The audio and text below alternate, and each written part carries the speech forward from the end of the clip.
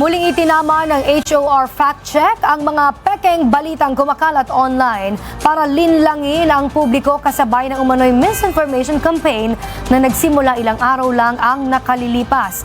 Nagbabalik si Simon Ong para sa detalye. Hindi pinalampas ng trusted source para sa pag-verify ng katotohanan hinggil sa kamera na HOR Fact Check ang mga kumakalat na mga peking account na ginagamit ang mukha at pangalan ni House Speaker Martin Romualdez. Ginagamit daw ito para linlangin ng publiko. Isang halimbawa ay ang direktang pag-message sa individual na ito para itanong kung ano ang kanyang trabaho. Ang katotohanan, hindi si Speaker Romualdez ang nag-message at wala siyang kinalaman sa mga account na ito. Bunsod nito'y hinihikayat niya rin ng publiko na maging maingat sa mga manloloko. Batid ng HOR Fact Check na lahat ng accounts ng speaker ay verified at hindi basta-basta magme-message sa mga individual at magtatanong ng personal na impormasyon.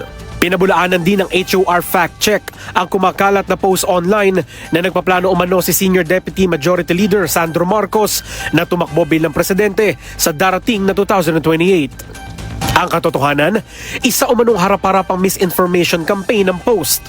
Pinayuhan ni Rep. Marcos na mag-ingat ang lahat sa umano'y kampanya ng misinformasyon nitong mga nagdaang araw. At batay sa konstitusyon, ang sino mang kakandidato bilang Pangulo ay dapat at least 40 years old na. Samantala, patuloy naman ang paghimok ng HOR Fact Check sa publiko na maging maingat sa mga impormasyong kanilang kinokonsumo at isumbong ang mga peking balitang makikita sa social media pages sa @HOR Fact Check. Para sa totoong balita sa Bagong Pilipinas, Simon Ong, Congress News.